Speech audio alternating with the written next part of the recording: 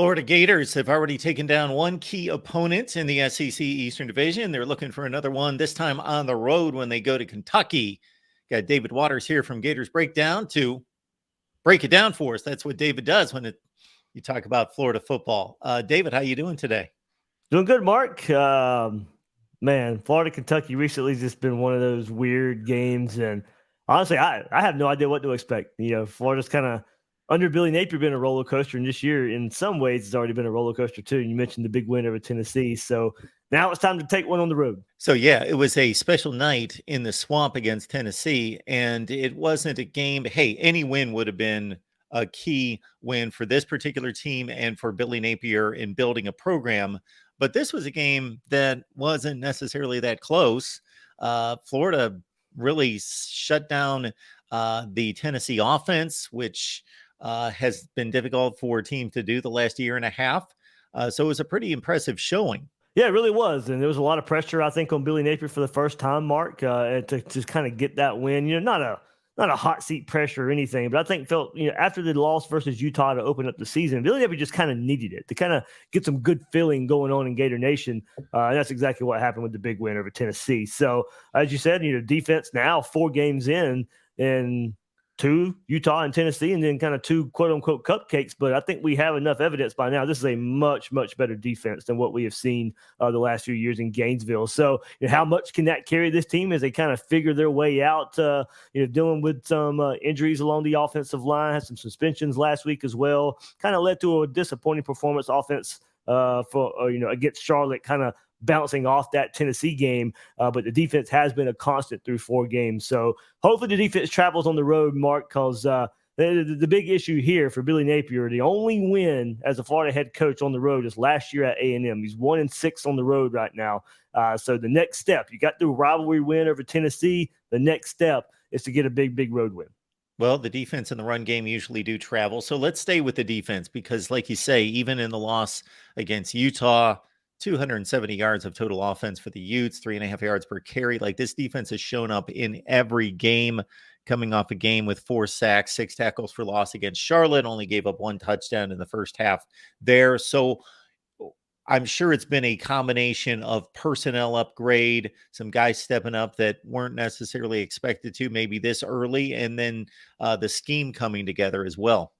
Yeah, absolutely. Mark, it's youth, and that's the crazy thing about it. You got one of the youngest defensive coordinators in college football, Austin Armstrong, leading this defense, and it's a defense filled with first-year to second-year players that are the best playmakers on the team right now. You got Jordan Castell, a true freshman safety who has really stepped up, might be the best player on the defense right now, and he's a true freshman. He's played the most snaps on defense than any other player on defense right now. Shamar James is a second-year linebacker and really, really coming out in his second year like we kind of thought he would. And Scooby Williams has emerged at linebacker. I mean, linebacker was a sore spot for years for Florida, and now that's a group they can really, really count on. But all of it comes together because, Florida's what we talked about all offseason is a much deeper, more talented front than they have been. They had to hit the transfer portal to go get Cam Jackson and Caleb Banks, and those 2 guys are really, really paying off. And this is after Justice Boone goes down in the preseason with an injury, and Florida has still proven to be pretty deep up front. They had to move Tyreek Sapp over. He's excelled there at the defensive end spot. Princely Human Mielen's creating pressure game in and game out. He seems to be getting better every game. So it's just really a combination of youth and just being so much talented, so much deeper up front. And that was the big question. We knew that was the potential up front, and that's made the whole defense better, but we had to see it with our eyes. We knew they went to the transfer portal to get bodies.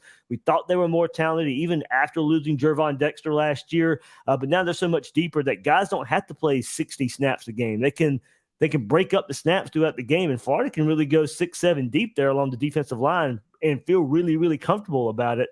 And you've had some emergence of true freshmen like TJ Searcy and Will Norman and coming along, second-year player Chris McClellan. I mean, they're just so much deeper with a lot of young faces up front there for Austin Armstrong. Got David Waters here, of course, from Gators Breakdown. And so you can do one of two things. You can find your favorite audio platform and catch David's work there with the rest of the crew there at Gators Breakdown on your favorite audio if you want to go that route, or right here on YouTube, of course, Gators Breakdown. When you look Mark, at I got the to throw in Kelby Collins. That was the name I was trying to think of. okay, I got to give him his due right there for another true freshman. So absolutely, absolutely. Uh, when you look at the offense, yeah, not a sterling performance against Charlotte, of course, but actually Charlotte has played some decent teams fairly close. Um, but it looks like they've settled into what they want their run pass ratio to be. You know, they've got Graham Mertz at about 20, 25 pass attempts. He obviously barely let the ball hit the ground this past weekend at 20 of 23. They did have some issues running the ball, surprisingly. Trevor Etienne and Montrell Johnson, I don't think there was a concern about those two guys. So was it strictly offensive line not getting the push last week? Mostly, Mark. I mean, Charlotte would stack the box, and Florida would kind of run into it anyway. I think it was a pretty vanilla game plan. There wasn't as much motion as we've seen Florida go with. Not getting the wide receiver screens involved or the wide receiver reverses. You saw one to true freshman Andy Jean. The running back screen game wasn't necessarily there, and we've seen that a portion too. So I think the game plan played into it a bit, but I think the most disappointing part was, along the offensive line. Now, keep in mind, Florida was playing without their starting center, Kingsley Aguakin.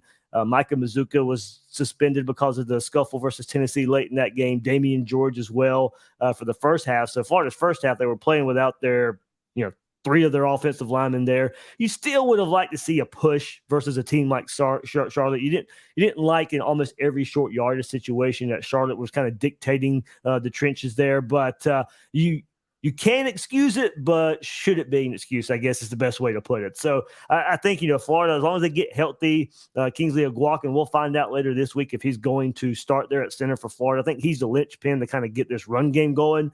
But Florida should get Micah Mazuka back, doing able to confirm that, and Damian George should be able to play the whole game after he was only suspended for a half. So it's about, I think, trying to work out this run game. Montrell Johnson doesn't seem to be as in sync as he was with this offensive line. Trevor Etienne still can make some things happen, but Montrell Johnson so far is kind of taking a step back this year. And I think maybe just a little bit of sinking issues with the offensive line.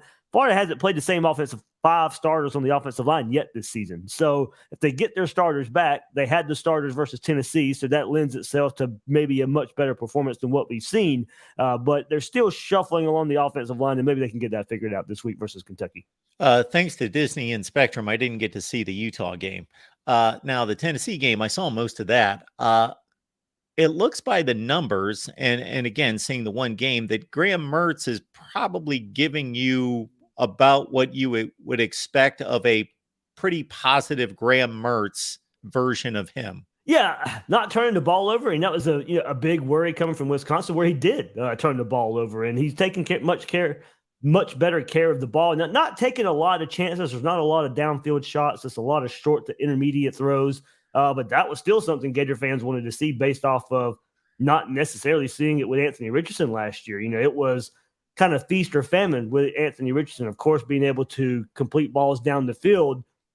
We're not really seeing that for Graham Mertz. He did push the ball a little more downfield versus Charlotte than he did in other games, even the McNeese game a couple games ago.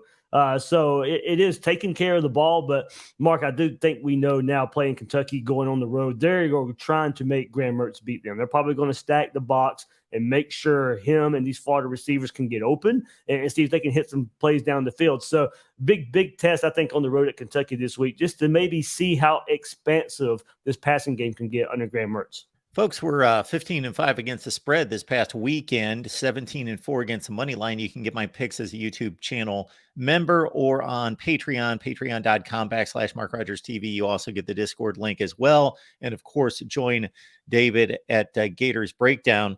Yeah, you look at this Kentucky team, much like Florida, they had a big, highly publicized incoming transfer quarterback in Devin Leary. He's not off to much of a start.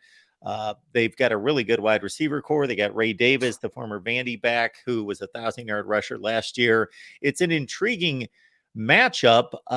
Do you think that there's anywhere in particular Florida can take advantage? That's the toughest part of this game, Mark. I see it with the way both defenses are. This really could lend itself to this old style, old school SEC slobber knocker, for lack of a better term. I think both defenses can probably really control this game if both run offenses can't get going. Kentucky brings in a really good rush defense, and I think Florida's defense, and we spoke about it, I think speaks for itself as well. So it may be on both quarterbacks to go out there and win this game for their team. And does either team feel really, really confident in being able to do that? I think that's the kind of biggest question. Kentucky's had some better, probably performance of being able to pass the ball down the field a bit, but as you said, their wide receiver core kind of goes three deep. They spread the ball out pretty well. But they haven't played a defense anywhere near like Florida's right now. Kentucky's still kind of a mystery team right now. 3 quote unquote cupcakes to open the season. Then they played Vanderbilt last week and let Vanderbilt kind of get back in the game a little bit after going up 21-0, and then they kind of spread it back out a bit and separated themselves. So kind of interesting to see how this game will play out if both teams can't run the ball. If both teams can't run the ball, do they still try and stick with it just to be afraid of making a mistake and let the defense take advantage? Or does one of them then just try and open it up and take advantage in the passing game? It's I go back and forth, Mark, on just how this game can play out if both defenses really, really step up. Yeah, Kentucky, pretty thin 4-0. Florida, on the other hand, one of the few teams across the country that's played 2 quality opponents in Utah and Tennessee. So they obviously are battle tested at this point. They get together in Lexington in a series that you used to be able to just kind of check it off. Oh, there's a win. 34 in a row at one point. Was that the number? But it's been 31, I think it was. Yeah. Hotly contested here in the last 5 years. It really has. I mean, you go back to the Jim. Yeah, you go back to Jim McElwain days, and that's kind of when it started. Florida was still winning, but some late game heroics, some late game gaffes by Kentucky that would lead Florida to win. And then in 2018, it all changed. Dan Mullen's first year, Kentucky goes to the swamp and beats Florida. And since then, Kentucky's pretty much had the better of Florida, except for 2019. Put it this way, Kyle Trask has had to be quarterback for the Gators for them to beat Kentucky. So Felipe Franks couldn't do it. Emory Jones couldn't do it. Anthony Richardson couldn't do it last year. So we'll see what Graham Mertz holds there and see if he can get it done like Kyle Trask did in 19 and 20. Devin Leary, of course, much ballyhooed coming in from NC State through the transfer portal. Not a great start for him. 15 of 29 this past weekend against Vandy and a wide receiver core that had a lot of pub coming into the season. So I got to think after 4 games, they're starting to find some rhythm. I thought something that we all kind of thought here was the fact that like the first couple of games, Leary seemed to struggle, and we're wondering if he's working off, some rust. Basically, after being out for, he hadn't played since in almost a year. They have done some really good things. They started off great against Vanderbilt, running out to that early 21-0 lead, and then I don't know if they just took their foot off the gas. What happened there? But kind of let Vandy. Not that Vandy was going to win, but let it get a little closer than it should have. But yeah, he didn't have the best game against Vandy with 2 interceptions. So we're hoping the Big Blue Nation is hoping this is a week that everything comes together. The receivers, the super sophomores, have struggled a little bit, but Barron Brown and Dane Key both had pretty good games on Saturday. So hopefully everything is trending upward, and which is what you want when you had this rivalry. I call it a rivalry game, especially now against Florida, as Kentucky's looking for a 3rd straight win. That would be the first time since I think is the early 1950s Kentucky would have beaten Florida 3 straight, and then 4 out of the last 6. And if we're being honest, Kentucky probably should have won that 2019 game as well. But we'll let that one go. But so Kentucky's got a really good chance, especially playing at home. I think they're going to get the job done. Spoiler alert: I'm going to pick Kentucky to win. So. Mark Stoops continues to reach milestones that haven't been reached in a long, long time. Yeah, absolutely. Ray Davis, in an offense that typically has had in recent years with recruiting improvement, 2 or 3 backs that have been quality SEC backs, but this is pretty much the Ray Davis show, it appears. Yeah, he's that was one thing that it kind of surprised me, because when you and I talked earlier in the season, actually before the season started, we talked about how Kentucky could maybe go 4 or 5 guys deep at the running back position, but it's been a whole lot of Ray Davis. Juton McClain had a really good game against Vanderbilt, broke off, I think it's a 36-yard touchdown run. But I mean, other than that, if you look through the stats, Ramon Jefferson has played some. But then you have our buddy Demi Sumo, the North Carolina State transfer. But yeah, it's been the Davis show, and you go back even, of course, last week he was playing against his former team. I think he was a little hyped for that one, maybe even a little too hyped for that one. Just throwing an opinion out there, but overall, he's definitely been the guy. 314 yards, averaging 6 yards a carry, and he also has 10 receptions for 137 yards. And then in the game 2 weeks ago against Akron, became the first, as long as they've been keeping records, he was the first UK player to have a 50-yard run for a touchdown and a 50-yard reception for a touchdown. So that's something that had never been done before at the school that he pulled off a couple weeks ago. So they're going to need him to run the ball, have a good running game on Saturday night. I think you could say this with any game. I think Kentucky's offensive line versus Florida's defensive line, whoever wins that battle up front, is going to have the advantage, obviously, in that game. And the same thing on the other side of the ball. Florida's offensive line versus Deion Walker and Octavius Oxendine up front. If they can get in there and disrupt, Mertz doesn't throw the ball all that much, but when he does, he's really effective. Disrupt him, and then maybe disrupt Etienne in the backfield. Like I said, I think he's got a good shot. Speaking of the big blue wall, Kevin, this has been a strength of Kentucky, but not last year. Protecting the passer, creating running lanes, a down year for the Kentucky offensive line, but it was supposed to be improved this year. What would you say to that after 4 games? I think it's better than last year. The biggest thing that's probably hurt is the very first game of the season, Kenneth Horsey, one of the starting guards, coming back for another year, one of the super taking advantage of his COVID year, got hurt the first game, so that kind of threw things out of whack a little bit. Dylan Ray, who was a transfer from West Virginia, has come in and done a really, really good job on the offensive line. Again, I think, using the phrase, I think they're still a work in progress. I think they're still getting everything figured out. And let's face it, but for the most part, with Kentucky's early season schedule, you don't know. Sometimes you don't really know what you have until you get into the conference play, because you had 2 MAC teams, and then Eastern Kentucky, who's an FCS school who Kentucky struggled against for a 3rd time in a row. But I think overall, I think the offensive line has been better. Last weekend, in the offseason, they swapped Jagger Burton and Eli Cox. Cox had been the center. They moved him to guard. They moved Burton from guard to center. This past week, they switched it back because they had some issues with snaps against Akron, and I think that helped. Overall, I think they get Horsey back. I think the offensive line, again, has nowhere to go but up. So hopefully for the Big Blue Nation, that starts this week. Now, we don't know if Horsey's going to be back. There was talk he could play. I don't know. It may be another week or so. But anyway, Dylan Ray has done a really good job filling in there in the offensive line. Kevin McGuffey's here. Last Word on College Football. Get on over there to Last Word on College Football. Check out Kevin and the rest of the crew.